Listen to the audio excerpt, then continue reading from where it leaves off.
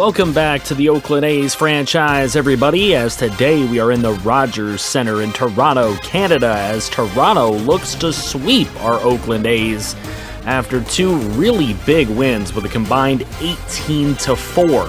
Jose Barrios is the man on the mound today, and Reid Hoffman leading off with a .347 average on his season, and this one's going to be put into left field, blooped on in there, and he is on base, and that is always dangerous. As Tony Kemp comes up after Hoffman steals a bag, Kemp's going to dribble one on to second, and the throw is way off. Vladdy can't make that catch as Seth Brown comes up. This is a wild pitch. He's trying to come home, and Hoffman is tagged out at the plate. A little bit too aggressive there for Reid Hoffman. Seth Brown continues his at-bat, and this one is taken deep out to left center field, and that one is caught, but Tony Kemp will tag up and find his way in at third. That will then bring up Jesus Aguilar, who gives it a ride out to left field. That one is way back and gone over the left field wall at the Rogers Center. Holy Toledo, as Jesus Aguilar could have brought them all home if Hoffman would have just stood at third. Big time homer there, his sixth of the season. The Oakland A's will jump out to the lead. Hogan Harris will be the starter here for the A's. His season has not gone well, and he's in danger of being called down. Here's Vladdy Guerrero Jr. He strikes him out to end the first inning. That'll bring up Aledmys Diaz on the top of the second with some runners on. They're going to take the out and concede the third run of the ball game. Christian Pache at the plate. He goes down swinging for the second out of the top of the second. That'll bring up Reid Hoffman. 1 for 1 on the day. He gets jammed here, and he's going to get thrown out at first base. We're through the middle of the second. That brings up Whit Merrifield in the bottom of the second. He's going to get this one to bloop in. They're going to attempt to score a 7-speed player from third, and it's going to get there as Pache cannot make the throw. So Santiago Espinal is going to hit this one infield fly. That should do it for the bottom of the second, and it does, as we are through two. Tony Kemp in the top of the fifth inning gets this hit, and it is laid out for and gotten for the out. Dalton Varsho at the plate is going to take this one out to left field, and Hoffman will get under it and make the play. We're through six. Reid Hoffman up at the plate. He gets this hit out to center field, and that one is going to be caught as well. Hoffman not having his best game coming back from injury. Bo Bichette, high inside fastball, and that one is jammed out to left field. Hoffman makes the catch. No tag-up attempt in the bottom of the seventh. George Springer up at the plate. He swings through as Acevedo gets him swinging. End of the seventh. Here's Jesus Aguilar. He hits this one out to right field, and that's a single. Ramon Laureano up against Meza, and he gets this hit hard to handle for the shortstop. Bases loaded for Jace Peterson, who hits this one right up the middle. That one right over to the center fielder, not going to attempt to score the very slow Jesus Aguilar from third base. So Gary Sanchez up at the plate now. He dribbles one onto short. That is taken for 1 and 2 outs as they get through the middle of the eighth. Reid Hoffman here in the top of the ninth, and Hoffman puts this one in play into left field. That's 2 guys on here with 1 away for Tony Kemp, who slams this thing out to right. That is not something you see very often from Tony Kemp. One of the very few home runs on his season, but Tony Kemp with the holy Toledo out to right. His 5th of the year, 408 feet. That is an absolute bomb for Tony Kemp. And he has extended the Oakland Athletics lead as they look to avoid this sweep. It looks like they're going to be able to do it, barring anything incredible. And Santiago Espinal will get the hit into right field. Laureano takes care of it, but with 2 away, the Jays are threatening, and it is Bo Bichette who will just jam this one out to right field. Laureano underneath it, and that'll do it. 7-2. Oakland Athletics with the win. Mark Kotze very happy. The Skip is happy. Hogan Harris gets his 3rd win of the season. Barrios saddled with the loss, and Domingo Acevedo with the save. Last week of scouting is upon us, and Sohn really looks good for a mid-round pick. Kennedy for the later rounds, and Reese is going to need a little bit more time scouted, so we're going to get him done, and we're going to add in starter Sebastian Cisneros and left fielder Esteban Cordova. Time for the MLB Draft. With the first pick, the Pittsburgh Pirates select reliever Omar Cannon. I don't like his medical, but he'll be an A potential and maybe an MLB pen arm immediately for the Pirates. With the second pick, it's the Washington Nationals going for closer Ernesto Cabrera. We didn't bother scouting him, but I'm sure he'll be a fine player. With the third pick, the Detroit Tigers draft shortstop Lon Shelton, which according to all rankings is a bit of a reach, and they take a chance with a guy who opted out of his physical. Alan Leggett goes next to the Rangers in our division. We are absolutely heartbroken. He's the guy I like the most. The Twins will go for starter Sidney Ziegler, who we didn't scout. And now the debate is on. Kenny Stevens, Patrick Foster, or Dino Valenzuela. Who would you take?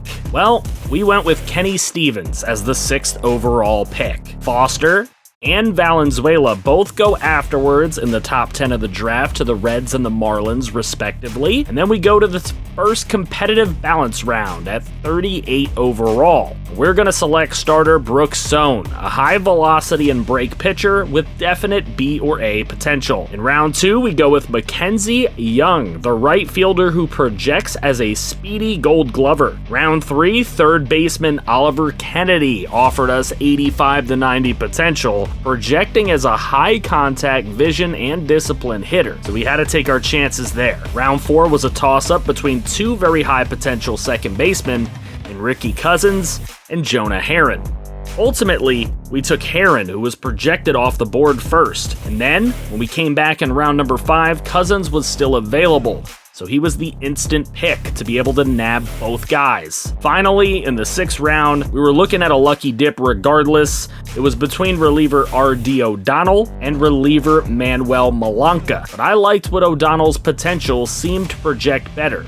So we drafted him. Now, getting these guys signed was a pain in my buns. Stevens didn't want the initial offer of the most I was allowed to offer him, so interesting. Mackenzie Young wouldn't take $1.5 million, but Brooks Sohn did take $1.74 million to sign with the team as our competitive balance pick. And Oliver Kennedy was nice enough to take just under $1 million as our 3rd round pick. Next signing period, Stevens was still not ready to join the squad and he declined, but Mackenzie Young came around with a $1.6 million offer. We were ready to negotiate with Ricky Cousins now, but he wasn't ready for us.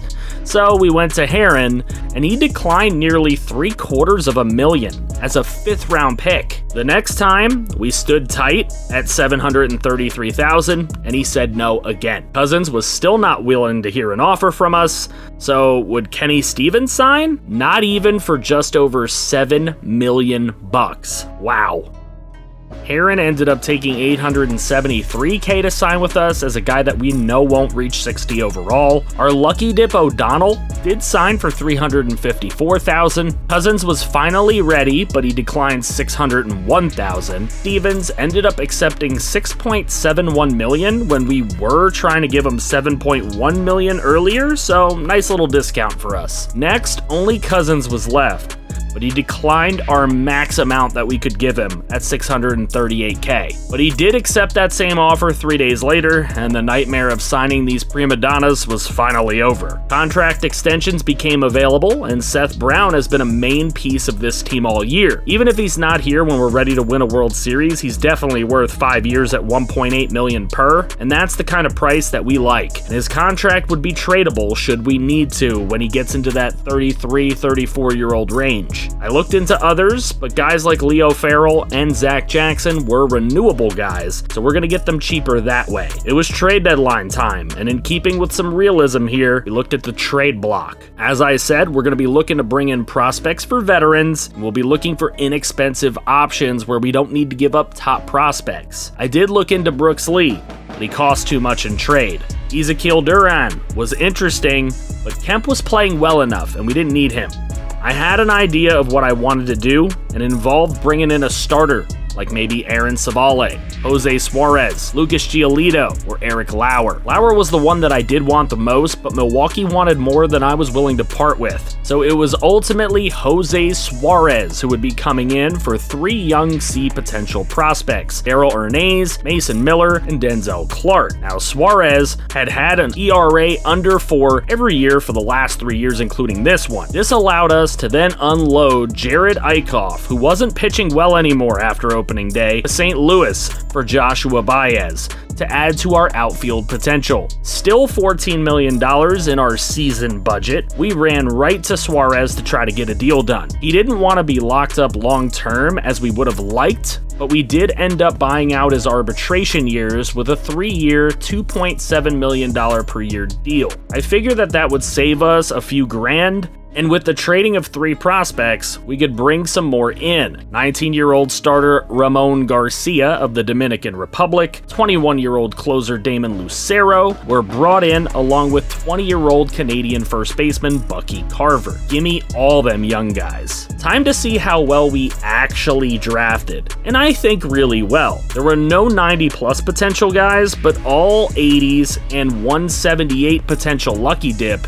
isn't bad. Kenny Stevens looked to be a potential starter next season, which is what we need. Brooks Sohn is worse than we thought. He's going to need some time to grow for sure in the minors. Mackenzie Young is speedy. He's going to need a ton of time to get better in the minors. Oliver Kennedy has a better chance at coming up sooner than later. Second best potential guy we drafted, and already solid enough hitting and vision. Jonah Heron is going to need a ton of time in the minors, as well as Ricky Cousins, though he's our best potential player. The lucky dipped R.D. O'Donnell could be a career minor leaguer, or maybe on a 5-year plan to the majors, who knows? Let me know what you thought of the A's draft in the comments section, and if you'd like a player in this draft class, please give me just a name in the comments section below, and I'll see if I can find you a spot out there. Been giving prospects to channel members who will get the best players, but I still want to get some of you commenters in there, as well as some that I've given out to Twitch chatters. Any prospect mentioned in today's video will remain that name, so nobody's getting Robbie Hossman or my man Leggett, who's an actual beast. I'm so mad about this. And you can't have Dino either, but there will be enough prospects to go around, I promise. Second gameplay of the episode. I know there hasn't been a ton of gameplay in these last couple episodes, but we are really setting this team up for success in the future as we're taking on the Giants here at home. Jose Suarez is making his first Oakland Athletics start. Seth Brown comes up to bat with runners on the corners and a 3-2 count. And he hits this one, a fly ball, straightaway center field.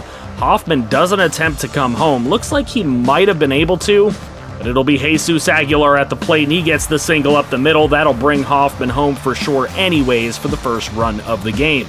Ramon Laureano looking to continue the run, but it's not going to happen with a strikeout. That'll bring up Connor Capel, and he will dribble this one onto second base. Easy out. That'll end the first inning. Only Hoffman scores. Here's Suarez in the top of the second, pitching to Roberto Perez, the man on third, and he's able to get out of that jam. Down to the bottom of the second, Reed Hoffman coming up in his second at bat, and he's going to get this one through the middle for 2-on, 2-out situation, maybe a 2-out rally. Here's Tony Kemp, and he laces this one into left center field. It will drop, so now with bases bombed and 2 away, can Seth Brown do something? No, he will go down swinging, and that ends the second inning. 4-0 game later on. Reed Hoffman for his third at-bat in 3 innings, and this time he is out to end the third. Mitch Haniger comes up, and he gets a base hit here, and they're going to try to score the runner from second all the way home, and they will get their first score against Suarez. Tyro Estrada comes up, and he's going to hit this one out to right field. Laureano gets under it, makes the grab, and that's the end of the 6th. They do get one back. Reed Hoffman coming up in the bottom of the 6th. He barely gets any contact on this one. They will get him out at first, but he moves the runner over to second. That'll bring up Tony Kemp with 2 away, and Kemp digging at this one is going to lift it to center field, and he is out. Ending the 6th, Austin Slater goes down swinging, and Suarez getting out of more jams through this game. Gary Sanchez in the bottom of the 7th with 2 on. Barely gets any wood on this one, and that will be out to end the 7th. Reed Hoffman in the bottom of the 8th inning with 2 away. Hoffman trying to get something started. He will get this to land in center field. Hoffman was thinking about trying to take 2, but he won't. And Tony Kemp will come up to bat with a chance to bring him home, but Kemp right to the second baseman. That'll be the final out there. End of the 8th. Zach Britton coming in to close this thing out. It's a 4-1 ball game, and Diaz steps on second, gets it to first, and that'll do it. The Oakland Athletics win in Suarez's first start with the team, 4-1. Jose Suarez goes to 7-7 on the season, while Logan Webb is 9-9, and Britton gets his 22nd save. The A's sit at 49-62 now, 15.5 games back in the West. They will surely miss the postseason. However, with the AAA Aviators sitting at 54-53, just 7 games out, and the AA Rockhounds at 23-9, 6 games ahead of the Missions, there could be a minor league story in the next episode. With a little over a month left in the minor league year, can the Rockhounds dominate even after September call-ups? Currently, Jarvis King is tied for the batting title in the Texas League, while leading in on-base percentage. Jack Hushing leads the Texas League in wins, while Charles Hall has the most saves by 10, and Adrian Martinez leads in ERA, with Cushing not far behind. We will most certainly take a closer look at the Rockhounds in August, while we take care of September call-ups and see if we can get through the regular season. Make sure y'all keep up that support, liking and sharing the video everywhere you can. It really does help out a lot. Thank you, channel members, for all of your extra support. I love all of you, and I'll see you on the next one.